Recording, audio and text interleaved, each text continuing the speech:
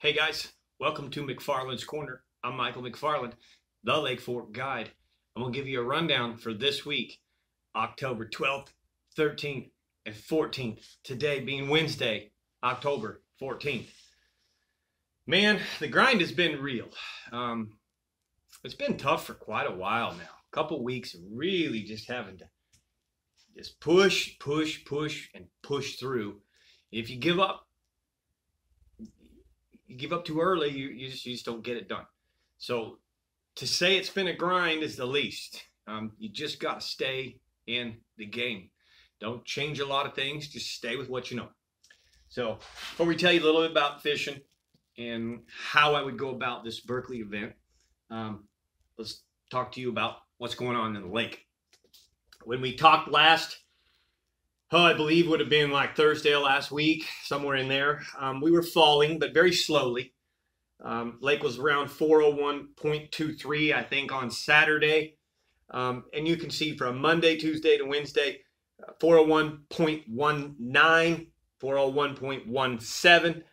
We're really, I can't call it stable because the lake is falling, but it's hardly falling at all. Very, very minimum. Maybe an inch and a half a day, if that, which is pretty common, again, as I've said before, for this time of year. 1 inch of water per day is basically a 1/4 inch max flow down or rate of flow downstream. That's a mandatory. They have to have a certain amount of flow going downstream. That's about a 1/4 inch a day. 1/4 inch evaporation and as much as a 1/2 inch of local municipal use, or Dallas can actually pull water from here. I don't believe they are at this time. It's too expensive. It's all uphill the whole way. Anyways, clarities. Man, we've had 1 to 2 foot clarities. I'm pretty sure and convinced that the lake is still turning over a mix, man. It's so up and down. It's one of the biggest roller coaster rides this year that I think I've ever experienced in my entire lifetime. Not just fishing, in life. So those that just know how to ride the coaster, that goes with what I'm saying about fishing. Just stay the course. Just hang on. Stay the ride. The ones that know how to ride the coaster, the ones that are finding the success. Lake has changed. It's about 1 foot visibility. I do see some yellow bubbles from here and there, and I do see some color changes from here to there on the lake. It depends on where I'm at. It almost seems like down south is turning over. Up north, for example, halfway into Birch Creek is gorgeous water. The herons are there. The birds are there. The bait is there. The fish are just tough to catch. Okay? Water temperatures, they've been maintaining pretty much the same. Lower 70s. Kind of warm, trended up a little bit. 71 to 73 average on the lake. Probably more like 75 by nightfall on some of these warmer days. That's fixing to change too. Each morning that I've launched this week, I've seen fog rising in certain specific coves. So remember, when the cool night air cools the surface, cooler water gets heavy and begins to sink. Those areas in the morning you see fog coming off are cool trending. Okay? We'll talk about how important those areas are later in the year. That's warmer water is what it is. Warmer than the air, so fog is rising. But it's actually cooling down as that's happening. Some of those areas can be really good to run to this time of year. Some of them can be too cool. So, for example, Friday, I think it's going to be 45 degrees for the low. Maybe Friday, Saturday transition. Some of those backwaters, that's going to be real cool. And depending on how long it's at that temperature, will be how cool that water gets. It could get 4, 5, 6, 7 degrees change, and that can zap those fish. Okay, that shallow water fish get too cold too fast. 5, 6, 7 degrees overnight, which warms right back up with the day trend. But just remember that. So some of those shallow fish that you're not catching in the morning, that's why. Okay, they've been a little bit zapped from the chill of the night and the cool water sinking in the shallow backwaters. Okay, so methods. You may want to start off a little bit deeper and then trend yourself back to shallow water on these cool mornings. All right, here's what I would do. When the lake turns over, man, the most easiest way for me to say this is the catchable fish on the lake are shallow. Right now I'm going to share handful of different Berkeley baits that I would throw. And we're going to fish in brush piles 10 to 14 feet. Shallow shell beds, 8 to 12, maybe 14 feet. And then super shallow with everything else. So there's 3 different locations. You're going to look for brush piles in 10 to 14 feet of water. You're going to look for shell beds in 8 to 14 foot of water. A little bit shallower on the shell. They'll feed up on the shell even to 6 feet. You may see some schoolers do that on the shell bed areas. But in general, you can fish really, really shallow. Okay? Less than 3 feet. All right? First thing I would recommend, this is probably what I would do the whole doggone time, is I would just get a Texas rig power worm. My favorite's going to be a simple 7-inch or 8 1/4. I think that's 8 1/4 or 8.5. Okay, in red shad, plum, purple. I really like the red shad. This is the 8.5. But I'm going to do lighter line. I'm going to try and go as light as I can on this weight. If it's windy, you're going to have to increase so you can cast this thing. But 15-pound fluorocarbon, and I'm going to throw this, and purple is probably my most favorite color this time of year when the lake turns over. But I'm going to throw this in 0 to 3 feet of water. That's it, only. Another option with this is to turn it into a little chicken rig, 5, 6, maybe 1 foot leader. Kind of like a mini Carolina rig with the same worm. But I want either that 8.5 or generally I'm going to go with this little guy. This is a 7-inch, believe it or not, even though it's little. A 7-inch purple worm. If you'll do that and you'll fish really, really shallow in some of the do-nothing places, the dirt, raw dirt shorelines, the flats, wind-blown preferably, wind-blown points, throw that in front of the little white egrets, and you probably catch a few fish. Are you going to catch a monster? Probably not, but you never know on fork. You're going to probably fare out okay if you grind with that. I have caught some 9 and 10 pound bass with Mark Pack in years past on this tiny little purple worm. Okay, so it can catch an over just fine. The fact is, they're real shallow. So if you're not a small worm guy, I wouldn't particularly throw this one shallow like that, just because I just don't have the confidence. I'm not saying that you shouldn't, because maybe someone who was willing to stick with a little bit bigger worm, being like a 10-inch power worm, okay, 10-inch power worm, or a 12-inch power worm, might get a bigger bite, okay? So when I step up to this 12-inch now, or 10-inch, I'm going to change things up a little bit. So before I do, let me back you up one step.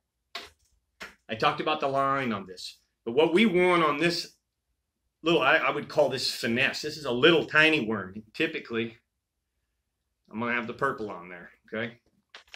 If I'm fishing real shallow, 3 feet of water, you can bet I'm going to have this purple on there, right? And I'm fishing for those fish that are counting the ants. All right, in order to throw that, I got to have lighter line. So the first thing I do is I go to 15-pound fluorocarbon. I choose to throw this on a McFarland's Signature 1020. That's a 4-power. So it's MB 7'3", 7'3", 1020. It's a 4-power rod. That Tula 7.3 gear ratio is fast enough to let me keep up with it. Holds the 15-pound line just fine. Good drag system. And it's light enough to fish this small little worm. When I come off of that, I want to upsize. I'm going to end up coming one size up in the rod. Same thing. McFarland's Signatures, MB 7'3", but at 1225 now, 5-power. I'm going to use the same reel, the Tatula 150, 7 to 3 gear ratio, and I'm going to put 20-pound fluorocarbon now. Much bigger bait, hopefully much bigger bite.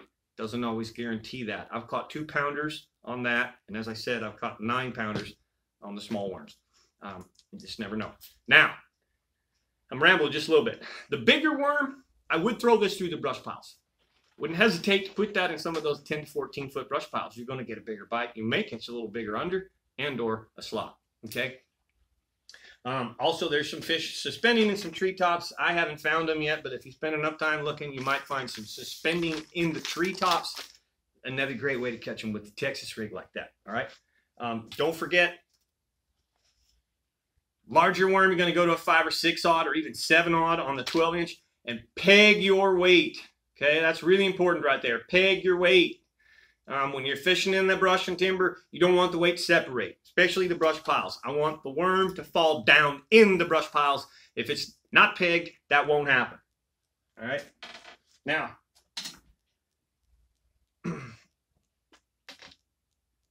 super shallow, wind-blown stuff with the worms. Shell beds and brush piles. In the shell beds, first of all, you got to use everything Berkley, okay?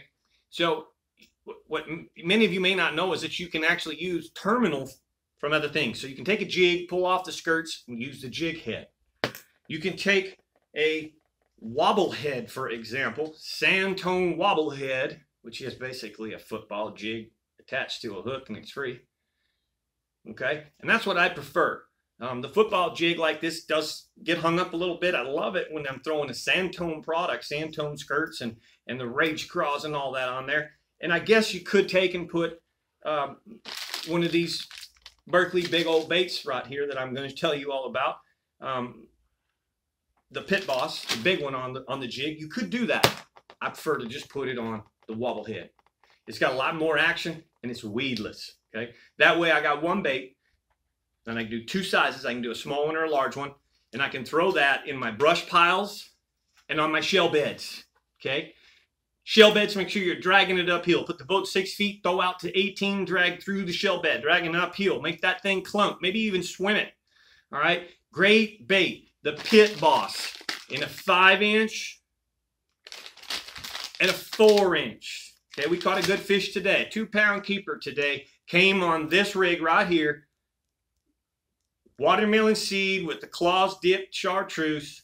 I'm throwing this one on my signature jig rod. One more power up. MB 7'3", 1530. Okay, 20-pound fluorocarbon. I actually have a high-speed gear ratio on this. I love to step the gear ratio up with my jig rods because I really want to stay with those fish. They almost always rise to jump.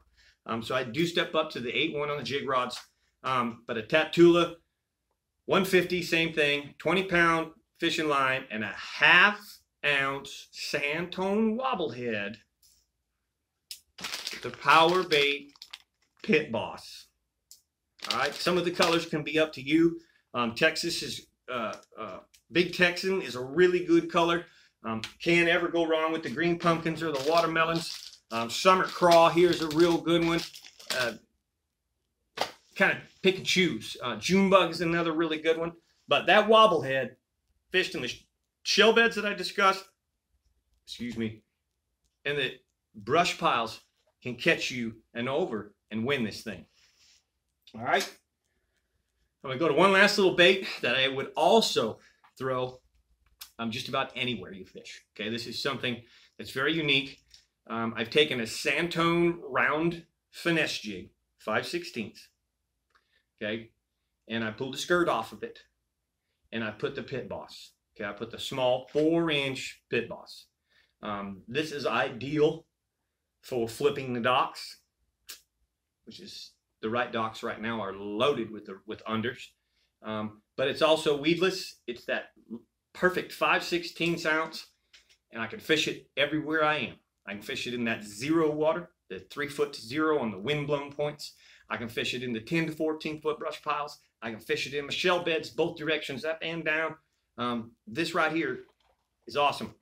All right, so that again is a 5/16 ounce Sandtone finesse jig. Just get a green pumpkin head, remove the skirts, and attach the 4-inch Pit Boss. You choose the color. Probably doesn't matter. Did have a fish this morning with my clients off the dock as well. Didn't get in the boat. But it's been really tough, folks. You just got to stay the grind. I hope it changes. We are going to have a huge cool trend in the next couple of days. A little cold front comes through tomorrow afternoon. And I don't know if that'll hurt or help. There's not a whole lot to hurt, so let's hope it helps. All right, guys, that's my rundown for you. I don't know what else to tell you. I will say this. I'm not trying to talk you out of buying baits, but there's a whole bunch of stuff to buy, and there's a lot of hard baits and stuff like that. Just keep it simple. Don't go crazy. Maybe get you one of them nice poppers that they have. Maybe grab a couple of square bills. You can't go wrong. They really do have some good quality stuff, but stay with most of your basics. And as I said in the beginning of this rundown, a couple of your favorites and put them to work. Don't change and try and solve a puzzle that can't be solved. Grind. Take the rewards it gives you. And you just might get paid better than you think in this one, because it's going to be tough. So, Mike McFarland here giving you a rundown for October 12th, 13th, and 14th about Lake Fork and the Berkeley event coming. Be safe. Comment below. Give me likes. Appreciate those. And don't forget to subscribe. Find me on Facebook, Lake Fork Adventures Guide Service. Find me on Instagram, The Lake Fork Guide. Thanks for watching, folks.